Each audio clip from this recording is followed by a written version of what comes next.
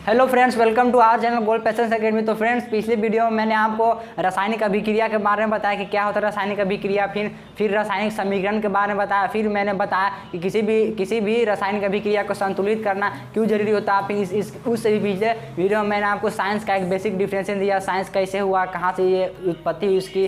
तो फ्रेंड्स, तो आज की इस वीडियो में आपको बताऊँगा किसी भी रासायनिक अभिक्रिया को संतुलित किस तरीके से किया जाए, और बहुत ही शॉर्ट ट्रिक में आपको बताऊँगा किसी भी रासायनिक अभिक्रिया को संतुलित करना। तो चलिए फ्रेंड शुरू करते हैं।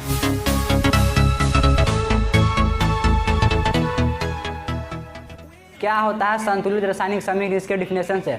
तो फ्रेंड्स, मैंने आपको पिछले वीडियो में बताया था कि किसी भी रासायनिक अभिक्रिया में संतुलित रासायनिक समीकरण वह समीकरण होता है जब किसी भी रासायनिक अभिक्रिया में अभिकारकों के कुल परमाणुओं की संख्या जो बना है, जो मेरा अभिक्रिया है, उसको उत्पादों कुल परमाणु संख्या के बराबर होता है। और इस नियम का किसी भी संतुलित रासायनिक समीकरण को संतुलित करना इसलिए जरूरी है क्योंकि एंटोनी लुआजिए नियम के अनुसार जिन्होंने दिया था द्रव्यमान संरक्षण का नियम, जिसके अनुसार किसी भी रासायनिक अभिक्रिया में ना ही द्रव्यमान का निर्माण होता है, ना ही द्रव्यमान का हानि होता है। तो इन्हीं के अनुसार अगर हम बात करें तो अभिकारक आपको पता है जो रासायनिक अभिक्रिया में भाग लेते हैं, मतलब जो शुरू में रहते हैं, जिनसे जो प्रोडक्ट बनता है, जो शुरू वाले जो भाग होते हैं उनको अभिकारक कहते हैं, रिएक्टेंट कहते हैं। अभिकारक का द्रव्यमान इज इक्वल टू उत्पाद का द्रव्यमान।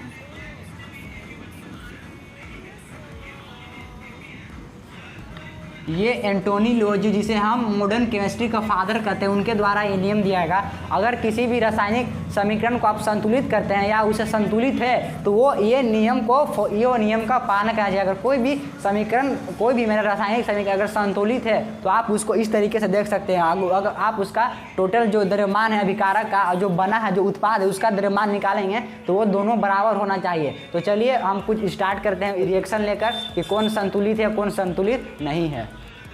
फ्रेंड्स, बहुत सारे रिएक्शन होते हैं जो पहले ही से संतुलित होते हैं, और बहुत सारे ऐसे रिएक्शन थे जो असंतुलित होते हैं, उसको हमको संतुलित करना होता है। ये बहुत ही इंपॉर्टेंट फ्रेंड्स, ये एग्जाम में हर साल इससे 2 या 3 क्वेश्चन आते हैं फ्रेंड्स। चलिए तो शुरू करते हैं। क्या जैसे फ्रेंड्स शुरू में आपको लगता है जैसे सोडियम जो सॉलिड फॉर्म में फ्रेंड्स प्लस क्लोरीन जो गैसीय में फ्रेंड्स, अगर इसको रिएक्शन करवा दें तो हो जाएगा फ्रेंड्स NaCl। तो यहाँ देख रहे हैं आप संतुलित है। आपको ये देखना है कि इसका परमाणु का संख्या, जो इधर परमाणु की संख्या इधर परमाणु की संख्या बराबर है कि नहीं, और जो इसका परमाणु का संख्या है इसका परमाणु संख्या का बराबर है कि नहीं, आपको देखना है। तो देखिए फ्रेंड्स, इसका जो परमाणु की संख्या 1 है, मतलब इसका वो एक परमाणु रिएक्शन में पार्टिसिपेट कर रहा है, इसका भी एक परमाणु, और यहाँ मेरा बन रहा NaCl। तो यहाँ देख सकते हैं कि Na का एक परमाणु, Cl का एक परमाणु, यहाँ भी Na का एक परमाणु, Cl का परमाणु। अगर आप इसका ये निकालेंगे तो ये भी बराबर आ जाएगा। तो मैंने आपको बताया था, अभी थोड़ा सा आपको दिक्कत होगा फ्रेंड्स, लेकिन आपको मतलब अगर आप 10 क्लास में हैं तो कम से कम आपको हाइड्रोजन से लेकर कैल्शियम का हाइड्रोजन से लेकर कैल्शियम का आपको सभी का परमाणु संख्या और परमाणु द्रव्यमान पता होना चाहिए कि उसका क्या होता है। आपको ये भी पता करना है ये पीरियोडिक टेबल में आवर्त सारणी में कौन से वर्ग में है और कौन से आवर्त में, ये सब आपको पता होना चाहिए। तो चलिए मैं आपको सभी का बताता जाऊँगा कि उनका क्या होता है परमाणु संख्या, क्या होता है परमाणु द्रव्यमान। तो यहाँ आप देख सकते हैं जो सोडियम होता है फ्रेंड, सोडियम का परमाणु संख्या होता है 11। और आपको बताया था कि कोई भी एलिमेंट रहे, कोई भी तत्व रहे, तो उसका जो परमाणु द्रव्यमान होता है वो लगभग उसके परमाणु संख्या के दुगना होता है। चूँकि इसका परमाणु संख्या 11 है तो अगर इसका दुगना करेंगे तो 11 दूनी 22 हो जाएगा फ्रेंड। तो 22 नहीं होता है, मतलब बराबर में ले सकते हैं। तो इसका परमाणु द्रव्यमान जो होता है वो 23 होता है, 23 होता है फ्रेंड्स। क्लोरीन का एटॉमिक नंबर परमाणु संख्या 17, इसका दुगना करेंगे 34। तो इसका जो होगा फ्रेंड्स, इसका जो परमाणु द्रव्यमान हो जाएगा वो हो जाएगा 35। अब देखिए फ्रेंड्स 23 अब 35, 5 3 8 और 3 2 5। तो फ्रेंड्स जो मेरा आ रहा है यहाँ जो द्रव्यमान आ रहा है अभिकारक का आ रहा 58, इसको जोड़ेंगे फ्रेंड्स। तो सोडियम का यहाँ देखिए 23 और क्लोरीन का आ रहा 35।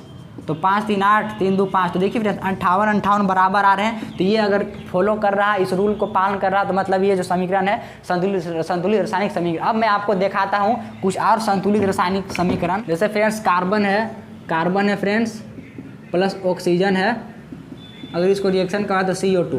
तो यहाँ भी आप देख रही है, ये भी जो समीकरण है वो भी संतुलित रासायनिक, ये भी जो समीकरण है वो भी संतुलित रासायनिक समीकरण है। देखिए यहाँ कार्बन के एक परमाणु है, ऑक्सीजन का यहाँ देखिए ये जो होता है फ्रेंड्स, ये जो दिखाता है आप जैसे देखेंगे N2 हो गया, O2 हो गया, H2 हो गया। तो जो यहाँ 2 होता है फ्रेंड्स, ये 2 जो बता रही है उसका परमाणु संख्या बता रहा है, मतलब हाइड्रोजन 2 परमाणु हुए हैं। ये आपको पढ़ना होगा। ये जो होता है ये आबंध बनाते हैं, ये बॉन्ड बनाते हैं, बॉन्ड के चलते ये 1 2 मतलब ये 2 जो बता रही है इसका परमाणु संख्या बता रहा है, मतलब यहाँ 2 परमाणु है। तो यहाँ देख रहे आप, यहाँ 2 परमाणु, इधर भी देखिए। तो शुरू आपको देखना है ये परमाणु की संख्या बराबर है कि नहीं। देखिए यहाँ कार्बन का 1 परमाणु है, तो यहाँ भी देख रहे आप कार्बन का 1 परमाणु है। यहाँ ऑक्सीजन का 2 परमाणु है, तो आप देखें यहाँ भी ऑक्सीजन का 2 परमाणु है। ये जो 2 परमाणु आप देख रहे हैं फ्रेंड्स, ये सिर्फ ऑक्सीजन में लगा हुआ है। तो ये सिर्फ ऑक्सीजन को, अगर आपको बहुत सारे देखेंगे जैसे अगर यहाँ पे ऐसे रहता है, यहाँ पर अगर 2 लगा देते हैं तो ये जो 2 है फ्रेंड्स, ये 2 है, ये 2 जो है ये CO2 में लगा, मतलब ये 2 है। तो यहाँ से आप पता कर सकते हैं ये जो कार्बन हो गया,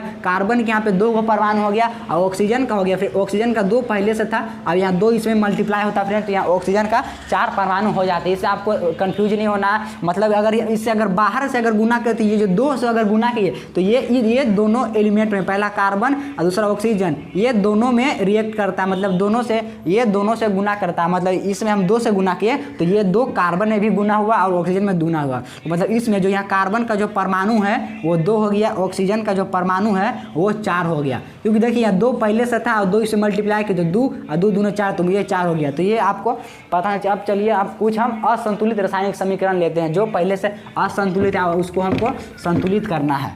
देखिए फ्रेंड्स, आपको बुक में दिया हो गया कि मैग्नीशियम के फीते को जलाते हैं। वो आप एग्जाम्पल लेते हैं Mg जो है फ्रेंड्स सॉलिड फॉर्म में है, ऑक्सीजन, इसको हम जला रहे हैं तो मेरा बनता है मैग्नीशियम ऑक्साइड। अब यहाँ देखते हैं क्या ये संतुलित है। आप देख रहे हैं मैग्नीशियम का 1 परमाणु, यहाँ देखिए मैग्नीशियम का 1 परमाणु, ऑक्सीजन का 2 परमाणु। यहाँ देखिए फ्रेंड्स ऑक्सीजन का क्या 2 परमाणु है? नहीं, 2 परमाणु नहीं, यहाँ पर ऑक्सीजन का सिर्फ 1 परमाणु है। तो बोलिए कि ये क्या, ये तो संतुलित नहीं है। तो आप इसको इस तरह से अगर नहीं आया तो आप इसको द्रव्यमान निकाल के भी देख सकते हो। तो यहाँ देखिए मैंने पिछले वीडियो में द्रव्यमान निकाल के बताया था, ये द्रव्यमान बराबर नहीं आएंगे। तो देखिए इसको संतुलित करने के फ्रेंड्स आपको तो पहला ट्रिक है कि आप डायरेक्ट बता सकते हैं यहीं से देख के कि मैग्नीशियम का 1 परमाणु, तो मैग्नीशियम का परमाणु डायरेक्ट देख के बता सकते हैं। नहीं तो पहले आप एगो ये बना लीजिए, डब्बा बना लीजिए फ्रेंड्स। यहाँ पर आप लिख दीजिए, यहाँ पर जो मेरा तत्व है, जो भी मेरा रिएक्शन में पार्टिसिपेट कर वो तत्व लिखिए। तो कौन से है यहाँ पर? मैग्नीशियम यहाँ पे पार्टिसिपेट किया है, दूसरा किया है ऑक्सीजन। अब यहाँ लिखिए अभिकारक में परमाणुओं की संख्या। अभिकारक में देखिए फ्रेंड, जो भी मैं बताऊंगा वो आपको बुक में दिया हुआ, तो मैं पढ़ा रहा हूँ जो वो आपको बुक से ही पढ़ा रहा हूँ, NCERT से पढ़ा रहा हूँ। देखिए अभिकारक में परमाणुओं की संख्या आपको ऐसे लिख देना है। उत्पाद में परमाणुओं की संख्या।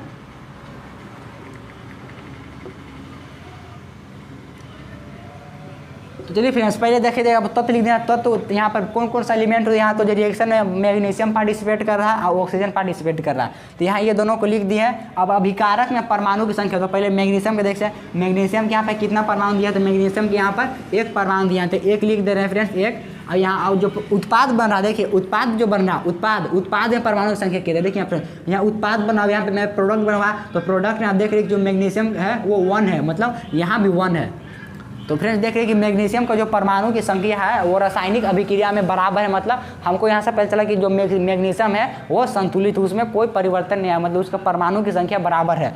अब यहाँ चले फ्रेंड्स ऑक्सीजन में, तो ऑक्सीजन का शुरू में कितना परमाणु, यहाँ देख रहे हैं ऑक्सीजन जो गैसीय स्टेट में है इसका जो परमाणु है वो है 2 शुरू में फ्रेंड। अब चल रही है इसका में उत्पाद में, तो उत्पाद में देख रहे फ्रेंड्स यहाँ भी ऑक्सीजन कितना है, यहाँ भी ऑक्सीजन 1 है, वो 1 है। देखिए फ्रेंड्स यहाँ पे 2 नहीं लगा हुआ, 1 है, तो सिर्फ 1 है, तो यहाँ देख रहे 1। तो अब इससे पता चल रहा कि ये जो मेरा अभिक्रिया है, जो ये मेरा रिएक्शन है, ये असंतुलित है, क्योंकि ऑक्सीजन का परमाणु बराबर नहीं है, ऑक्सीजन का परमाणु बराबर नहीं थी। इसलिए इसको बराबर करने से पहले, इसको बराबर करने के लिए आपको कुछ इसमें गुना करना होता है, जिससे वो जो मेरा परमाणु है बराबर हो जाए। तो यहाँ देखिए आप देख रहे कि मैग्नीशियम का तो बराबर है, लेकिन जो ऑक्सीजन का है वो बराबर नहीं है। अगर क्या मैं यहाँ अगर 2 से गुना कर दूँ फ्रेंड्स, तो जो ऑक्सीजन है वो बराबर हो जाएगा। हाँ बराबर हो जाएगा। यहाँ अगर 2 से गुना कर दूँ तो ये भी 2 हो जाएगा, ये भी 2 हो जाएगा। तो देखिए फ्रेंड्स अगर हम 2 से गुना करेंगे, किसी भी गुना करेंगे, तो यहाँ ऐसे गुना नहीं करेंगे।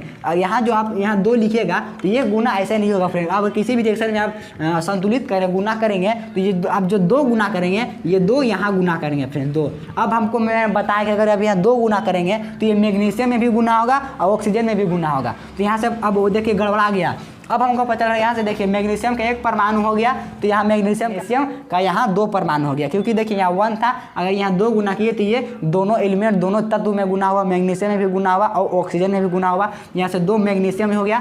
तो अब जो मेरा गड़बड़ा गया, अब इसको मिटाएंगे और फिर से लिखेंगे। देखिए मैग्नीशियम 1 था तो मैग्नीशियम 1 था, मगर उत्पाद में जो मैग्नीशियम है वो मेरा 2 हो गया। देखिए यहाँ 2 हो गया, ऑक्सीजन भी 2 हो गया, क्योंकि 2 ये दोनों से गुना हुआ, तो 2 यहाँ पर मैग्नीशियम हो गया। मतलब मैग्नीशियम का परमाणु की संख्या यहाँ पर 2 है और ऑक्सीजन का परमाणु की संख्या भी 2 है।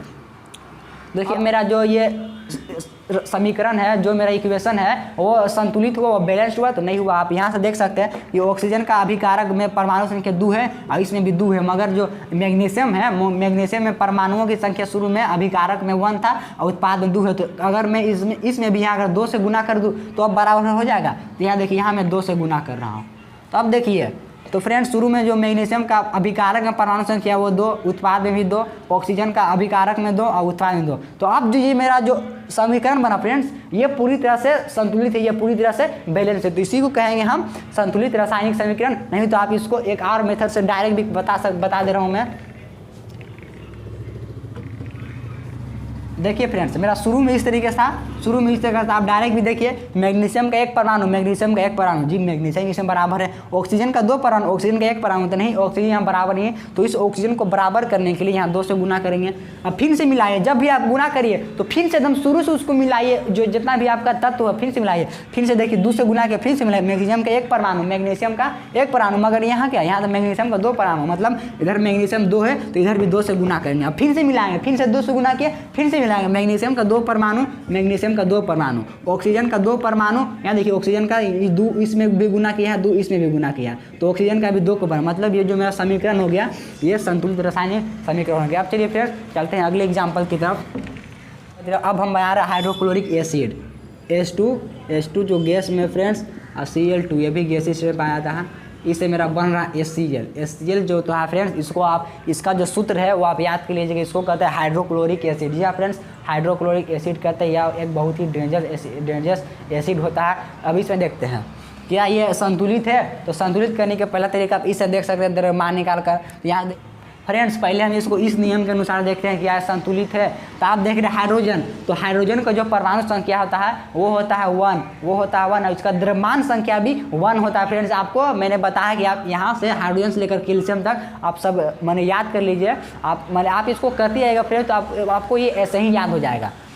देखिए हाइड्रोजन का होता है फ्रेंड्स, वो द्रव्यमान संख्या 1, यहाँ 1 लिख दिए। चूँकि यहाँ 2 परमाणु है, 1 तो परमाणु नहीं है, 2 परमाणु, तो इसलिए इसको गुना करेंगे 2 से। अब चल रहे क्लोरीन में, यहाँ भी Cl2 होगा फ्रेंड्स, Cl2। अब चल रहे क्लोरीन में, तो क्लोरीन का जो द्रव्यमान होता है वो होता है, मैंने बताया 35 होता है, 35। तो 35, चूँकि यहाँ 2 परमाणु है तो 2 परमाणु क्लोरीन का जो द्रव्यमान ये एक एटम के लिए अगर सिर्फ Cl रहता, सिर्फ Cl, तो तब हम लेते 35, लेकिन यहाँ Cl2 है मतलब 2 है, तो 2 के लिए जोड़ेंगे तो 35 70 आएगा, तो इसलिए यहाँ 2 से गुना करेंगे, तो इसलिए यहाँ फ्रेंड्स 70 आ गया। अब यहाँ देखिए हाइड्रोजन का 1 और क्लोरीन का 35, तो देखिए यहाँ 36 आ रहा फ्रेंड्स, 36 से इधर जोड़ेंगे तो यहाँ आ रहा 2, तो यहाँ आ रहा 72, 70 और 2 72। तो देख रहे कि यहाँ जो फ्रेंड्स बराबर है ये बराबर नहीं है, मतलब ये जो समीकरण है ये संतुलित नहीं। तो आइए हम इसको संतुलित करते हैं। तो फ्रेंड्स इसी में चलते हैं, पहले आपको इसके अनुसार मैं बताता हूँ।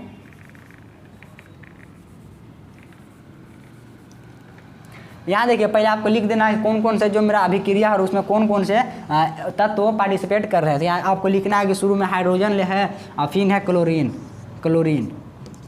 अब देखना है कि अभिकारक में परमाणुओं की संख्या, अभिकारक में यहाँ देख रहे हैं हाइड्रोजन 2 है तो 2 लिख देना है। अब क्लोरीन में अभिकारक में के परमाणु की संख्या क्लोरीन का, तो यहाँ 2 को लिख देना है। अब देखना उत्पाद में के हाइड्रोजन है, देखिए 1 छिपा हुआ है, और मैंने बताया कि यहाँ पर जो रहता है ये दोनों में मल्टीप्लाई होता है, तो 1 1 दोनों है, मतलब हाइड्रोजन का परमाणु की संख्या 1 है और क्लोरीन का परमाणु की संख्या 1 है। तो क्या ये संतुलित नहीं? ये संतुलित नहीं है, क्योंकि ये दोनों बराबर नहीं है। तो अगर क्या हम इसको 2 से गुना कर दे तो ये हाइड्रोजन बराबर हो जाएगा, हाँ बराबर हो जाएगा। क्लोरीन में भी 2 से गुना कर दे तो क्या ये बराबर हो जाएगा, हाँ बराबर हो जाएगा। देखिए अब देखना है हाइड्रोजन 2 था, हमारे यहाँ हाइड्रोजन 1 है, क्लोरीन 2 था तो क्लोरीन 1 है, मगर हम यहाँ अगर 2 से गुना कर दें तो क्या ये संतुलित हो गया? तो हाँ संतुलित हो गया। देख सकते हैं हाइड्रोजन 2 हाइड्रोजन भी 2, क्लोरीन 2, क्लोरीन भी 2, हाइड्रोजन यहाँ पे 2 गो है, देखिए हाइड्रोजन 2 गो है, क्लोरीन 2 गो, देखिए क्लोरीन भी 2 गो है। क्योंकि ये दोनों में मल्टीप्लाई करेगा इसलिए यहाँ दोनों हो गया। अब इसका देखते हैं द्रव्यमान से मिलाकर शुरू में इसका कितना आया था फ्रेंड्स, 72 आया था। और इसका जो आया था 36 आया था, एक 36 आया, यहाँ 2 लगाए, 2 से गुना करेंगे, 2 6 बाद तो 72, तो 72 फ्रेंड्स बराबर आ गई। इससे हम पता चला कि जो समीकरण है ये संतुलित रासायनिक समीकरण है। तो चलिए फ्रेंड्स अब मैं आपको कुछ एग्जाम्पल दे रहा हूँ, पहले आप उसे सोल्व करेगा फिर मैं उसे बताऊँगा। देखिए फ्रेंड्स अमोनिया प्लस हाइड्रोजन बन रहा फ्रेंड्स NH3। अमोनिया मतलब नाइट्रोजन गैस रिएक्ट कर रहा, nitrogen gas plus hydrogen gas react कर रहा, तो फ्रेंड्स बन रहा अमोनिया। तो आपको देखना है कि क्या ये समीकरण संतुलित है। पहले आप इसको कोशिश करिए, इस तरह से चार्ट बनाइए या द्रव्यमान निकाल के बनाइए या डायरेक्ट बनाइए, मगर पहले आप इसको कोशिश करिए कि ये जो समीकरण ये संतुलित है कि नहीं। वीडियो को पॉज कर लीजिएगा 5 मिनट। तो चलिए फ्रेंड आई होप आपने इसको सोल्व किया होगा। मैं अब इसको आपको सोल्व करके दिखाता हूँ। तो पहले मैं इसको यहाँ पे साफ कर लेता हूँ। देखिए फ्रेंड्स नाइट्रोजन यहाँ लिख देना है कि जो मेरा एलिमेंट है कौन कौन रिएक्शन में पार्टिसिपेट कर रहा है, तो नाइट्रोजन कर रहा है और हाइड्रोजन कर रहा है। तो अभिकारक में देखना, अभिकारक में परमाणु संख्या, तो अभिकारक में यहाँ पर फ्रेंड्स 2 है और हाइड्रोजन का देखना अभिकारक में कितना, तो 2 है। अब इधर देखें तो इधर देखिए नाइट्रोजन का देखिए 1 गुना हुआ है 1, तो नाइट्रोजन के यहाँ कहाँ पता चल रहा है कि नाइट्रोजन का जो परमाणु की संख्या है वो है 1, तो लिख देते नाइट्रोजन का उत्पाद में परमाणु संख्या 1। अब हाइड्रोजन का देखिए 3 है, मतलब ये 3 क्या डिनोट कर रहा है, 3 कर रहा है कि जो हाइड्रोजन के परमाणु की संख्या 3 है। अगर H2 रहे तो यहाँ परमाणु संख्या 2 है, O2 रहे तो परमाणु संख्या 2 है, तो ये जो नीचे रहता है ये भी परमाणु की संख्या डिनोट करता है। अगर इसे अगर हम 2 से गुना कर दें, 2 से अगर गुना कर दें तो ये 2 इससे गुना होगा, तो मतलब यहाँ इसे पता रहा कि अगर इससे ये पता चल रहा है कि अगर 2 से गुना करें तो ये इसका परमाणु की संख्या अब 2 ना रहकर ये यहाँ पर इसके परमाणु की संख्या 4 हो जाएगा, मतलब ये 2 इससे गुना करता है। अगर यहाँ पर 3 कर दे 3O2 तो इससे हमको पता चलेगा कि परमाणु की संख्या वो 6 हो गया, मतलब ये 3 2 से मल्टीप्लाई होगा और परमाणु की संख्या जो हो वो 6 हो जाएगा। देखिए यहाँ हाइड्रोजन के यहाँ 2 था मगर यहाँ हाइड्रोजन का 3 है तो 3 कर लिए। अब इसको हमको संतुलित करना है। यहाँ देखिए नाइट्रोजन का 2 गो है मगर यहाँ उत्पाद में परमाणु संख्या 1 है, तो यहाँ अगर 2 से गुना कर दें, 2 से गुना कर दे तो ये दोनों बराबर हो गया। यहाँ बराबर हो गया, नाइट्रोजन का 2 गो हो गया अभिकारक में और 2 गो उत्पाद में। मगर हाइड्रोजन का देखिए हाइड्रोजन का अलग केस है, अगर यहाँ 2 यहाँ 3 गो है तो इसको भी बराबर करना है फ्रेंड्स। बराबर करना है तो आप कैसे करें बराबर के, यहाँ देखिए दिक्कत, अगर इसको हम 3 से गुना कर दें, इसको अगर हम 3 से गुना कर दें और इसको अगर 2 से गुना कर दें तो क्या बराबर हो जाएगा, 3 दूना 6 हो जाएगा फ्रेंड्स, 3 दूना 6 हो जाएगा। तब पता चला कि जी हाँ ये बराबर हो गया। यहाँ भी इसका 6 गो परमाणु 2 गो परमाणु। अब देखिए यहाँ अभी इसमें कर लिए, अब इसमें करते हैं। नाइट्रोजन का देखिए यहाँ 2 से उत्पाद में नाइट्रोजन के 2 से गुना किए हैं, उत्पाद में नाइट्रोजन को हम देखिए 2 से गुना किए हैं, यहाँ 2 से गुना कर दिए फ्रेंड्स, जी हाँ 2 से गुना कर दिए हैं। अब देखिए अब 2 से गुना किए तो 2 से गुना किए फ्रेंड्स, पहले मिला लेंगे नाइट्रोजन के 2 गो परमाणु, नाइट्रोजन का 2 गो परमाणु, हाइड्रोजन का 2 गो परमाणु। लेकिन क्या यहाँ हाइड्रोजन का तो 6 गो परमाणु हो गया, 3 यहाँ से और 2 इसमें मल्टीप्लाई होगा तो 2 दिया 6, मतलब हाइड्रोजन का 6 गो परमाणु हो गया। यहाँ देखिए फ्रेंड्स यहाँ 3 था, यहाँ 2 से मल्टीप्लाई किए हैं। देखिए फ्रेंड्स यहाँ देखिए यहाँ शुरू में देखिए अगर 2 दिया गया है, यहाँ 2 दिया गया है, इसमें हम क्या मल्टीप्लाई, तो इसमें हम 3 मल्टीप्लाई किए हैं, तो यहाँ देखिए इसमें 3 मल्टीप्लाई करेंगे। और उधर देखिए इधर हमको यहाँ पे हाइड्रोजन का शुरू में 3 दिया हुआ था, 3 जो है 3 दिया हुआ है, इसमें हम क्या 2 मल्टीप्लाई किए, देखिए 2 मल्टीप्लाई किए हैं। तो अब हम सब मल्टीप्लाई देखिए जो यहाँ पर हम मल्टीप्लाई किए वो यहाँ पर मल्टीप्लाई करेंगे। तो अब इसको देखते हैं, नाइट्रोजन का 2 गो परमाणु, नाइट्रोजन का 2 गो परमाणु, हाइड्रोजन का 3 दूना 6 गो परमाणु, जैसे मैंने आपको यहाँ बताइए मल्टीप्लाई होता है तो 3 दूना 6 गो परमाणु, तो 3 दूना 6 गो परमाणु। अब यहाँ देखिए ये दो मतलब ये जो समीकरण हो गया ये संतुलित है, मतलब इसमें सब बराबर हो गया। इसको मैं द्रव्यमान से भी करके दिखाता हूँ।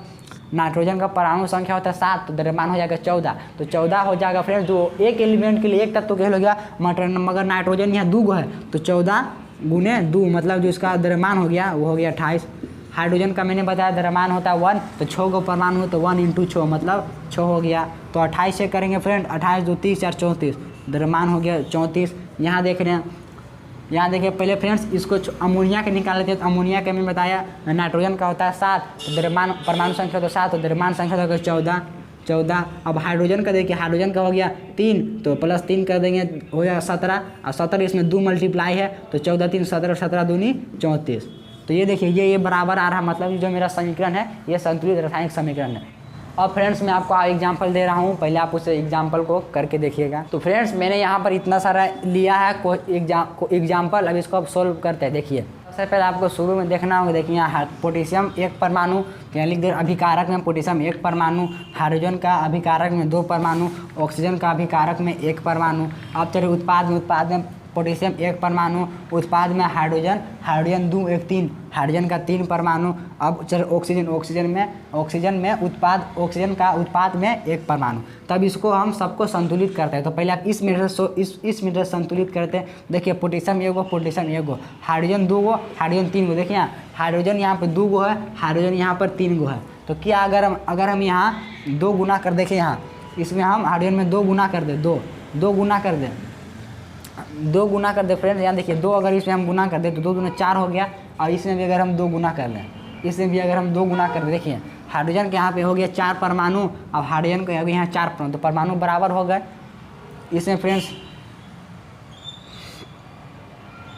देखिए 2 दूना 4, मतलब देखिए हाइड्रोजन का जो मैंने बताया, हाइड्रोजन इसमें गुना होगा, हाइड्रोजन के यहाँ पर 2 गो परमाणु पहले से था और यहाँ पे 2 परमाणु और गुना हुआ, तो हाइड्रोजन के यहाँ पे 4 परमाणु हो गया। और यहाँ पर देखिए हाइड्रोजन के यहाँ 2 से गुना किया, हाइड्रोजन 2 परमाणु, यहाँ पे 2 परमाणु, यहाँ पे 2 पहले से 2 दूने 4, तो हाइड्रोजन का 4 परमाणु, मतलब जो यहाँ परमाणु था मेरा हाइड्रोजन तो यहाँ बराबर हो गया। तो लिख दे रहा हूँ हाइड्रोजन के 4 परमाणु हो गया, हाइड्रोजन के 4 परमाणु। अब हाइड्रोजन हो गया, फिर शुरू से करते हैं पोटेशियम का 1 परमाणु, पोटेशियम के यहाँ पर 2 परमाणु, पोटेशियम का गड़बड़ा गया तो पोटेशियम को बैलेंस करते हैं। देखिए पोटेशियम का यहाँ 1 है, यहाँ 2 है, मतलब यहाँ पे पोटेशियम का 2 परमाणु हो गया। देखिए आप कभी भी किसी भी संतुलित कर, सबसे पहले टेबल को बार बार मिटाइए, मतलब ये थोड़ा सा आपको दिक्कत कर सकता है, आप डायरेक्ट भी कर सकते हैं, तो बार बार मिटाया, जिनके जितना उनके परमाणु की संख्या है वो आप लिखते जाइए। तो यहाँ देखिए 2 गो हो गया, अगर इसमें भी हम 2 से गुना कर दें, इसमें भी अगर हम 2 से गुना कर दें तो अब बराबर हो गया पोटेशियम जी, पोटेशियम का 2 परमाणु, पोटेशियम का 2 परमाणु, हाइड्रोजन का 4 परमाणु, हाइड्रोजन का यहाँ से 2 दूना 4 परमाणु, यहाँ से 2 गुना करेगा, यहाँ 2 पहले से 2 दूना 4। अब चलते ऑक्सीजन में, ऑक्सीजन को देखिए मैंने आपको बताया ये जो H2O है, ये H2O पूरा है, H2O पूरा है, और इसमें मैंने बाहर से मल्टीप्लाई किया है 2, और ये जो 2 मल्टीप्लाई हुआ है ये दोनों में मल्टीप्लाई हुआ, ये जो 2 है ये दोनों में मल्टीप्लाई, मतलब ये पहले 2 ये हाइड्रोजन से गुना करेगा, तो हाइड्रोजन के यहाँ पे 2 पहले से है,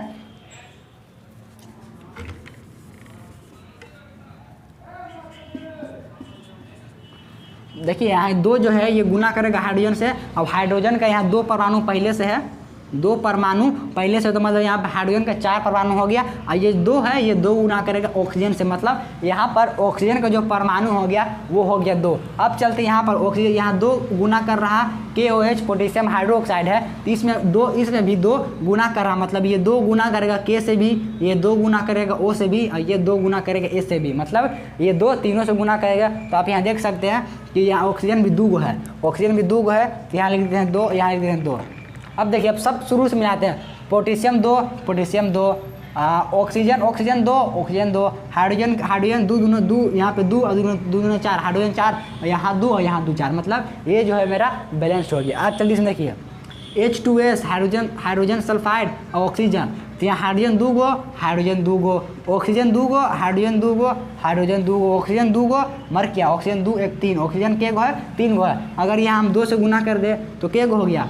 अब शुरू से करते हैं, हाइड्रोजन 2 गो, हाइड्रोजन 4 गो, नहीं हाइड्रोजन गड़बड़ा गया, तो यहाँ भी हाइड्रोजन 4 गो बनाएंगे। देखिए हाइड्रोजन 4 गो, ये 2 हाइड्रोजन से गुना करेगा तो हाइड्रोजन 4 गो, ऑक्सीजन 2 गो, यहाँ देखिए ऑक्सीजन 2 दूना 4, ऑक्सीजन 4 गो, यहाँ भी 2 से गुना करेंगे। अब फिर से मिलाते हैं, हाइड्रोजन 2 गो, हाइड्रोजन यहाँ 2 पहले से था, अब इसमें 2 गुना करेंगे तो हाइड्रोजन 4 गो, सल्फर देखिए सल्फर ये 2 जो है ये 2 सल्फर में गुना करेगा तो सल्फर 2 गो, तो नहीं यहाँ सल्फर 2 गो, सल्फर 1 ही गो है, तो इसमें यहाँ 2 गुना करेंगे 2। और फिर से करते हैं, हाइड्रोजन 2 गो पहले से था, 2 गुना करें हाइड्रोजन 4 गो, अब सल्फर 2 गो, अब गिनते ऑक्सीजन के गो, ये देखिए ऑक्सीजन 4 गो, यहाँ देखिए ऑक्सीजन, यहाँ देखिए ये 2 ऑक्सीजन के परमाणु पहले से था, ये 2 इसमें गुना करेगा तो ऑक्सीजन हो जाएगा 4 गो। अब यहाँ देखिए 2 ऑक्सीजन है, ये 2 इसमें भी गुना करेगा तो 4 + 2 तो ऑक्सीजन हो जाएगा 6 गो, तो यहाँ 2 को हम मिटा कर 2 को मिलकर यहाँ 3 करेंगे। देखिए 3, ये 3 2 से गुना करेगा तो 3 दूना 6 का, मतलब ये जो मेरा इक्वेशन हो गया, ये जो मेरा रिएक्शन हुआ है ये बैलेंस हो गया तो 3 दूना 6 गो, हाइड्रोजन 4 गो, हाइड्रोजन 4 गो, सल्फर 2 गो, सल्फर 2 गो, ऑक्सीजन 6 गो, तो यहाँ 2 ऑक्सीजन यहाँ से और 4 ऑक्सीजन यहाँ से 6 गो, ये जो हो गया ये बैलेंस हो गया। अब चलिए इसमें सोडियम एगो, सोडियम एगो, हाइड्रोजन 2 गो, हाइड्रोजन 2 1 3, हाइड्रोजन 3 गो है, तो यहाँ 2 से गुना करेंगे तो हाइड्रोजन क्या हो गया, हाइड्रोजन 2 गो, और 2 यहाँ से गुना करेंगे तो हाइड्रोजन 4 गो, तो यहाँ भी 2 से गुना करेंगे तो हाइड्रोजन 4 गो, तो सोडियम एगो नहीं, सोडियम यहाँ पे 2 हो गया, तो यहाँ 2 से गुना करेंगे तो सोडियम 2 गो, सोडियम 2 गो, हाइड्रोजन 4 गो, हाइड्रोजन 2 यहाँ था और 2 यहाँ से गुना कर, देखिए 2 से गुना करके 4 गो। अब देखिए ऑक्सीजन, ऑक्सीजन ऑक्सीजन यहाँ से गुना करेगा 2 गो, ऑक्सीजन यहाँ 2 से गुना करेगा 2, और यहाँ देखिए ऑक्सीजन 2, मतलब ये भी अभिक्रिया, ये भी अभिक्रिया संतुलित हो गया। मतलब इसी तरह से आपको गुना कर रहा नहीं तो आप उसका द्रव्यमान निकाल के देख सकते हैं द्रव्यमान बराबर है कि नहीं है। इसी तरह आपको देखना है, मतलब आपको खाली परमाणु बराबर करना है सभी का, आपके परमाणु उसमें जितना भी है वो बराबर होना चाहिए परमाणु। मैं आपको कुछ एग्जाम्पल दे देता हूँ, आप सब घर पर बनाने की कोशिश करिएगा। मीथेन प्लस ऑक्सीजन, इसको जला रहे हैं तो CO2 बनेगा प्लस H2O बनेगा, इसको आप सॉल्व करेगा।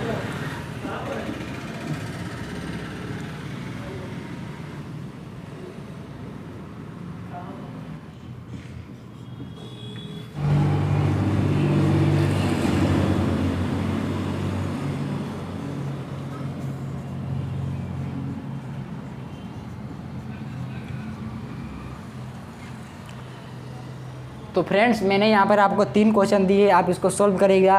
एल्युमिनियम, इसको ट्राइक्लोराइड हो गया, इसको पढ़ेंगे हेमेटाइट। फ्रेंड्स आप इसको याद करिए, इसको हेमेट का, ये कार्बन डाइऑक्साइड जल है, ये हेमेटाइट है, ये वाटर है, इसको आयरन है, एल्युमिनियम है, कैल्शियम कॉपर डाइक्लोराइड हो गया, ये एल्युमिनियम ट्राइक्लोराइड हो गया। तो ये आप इसको फ्रेंड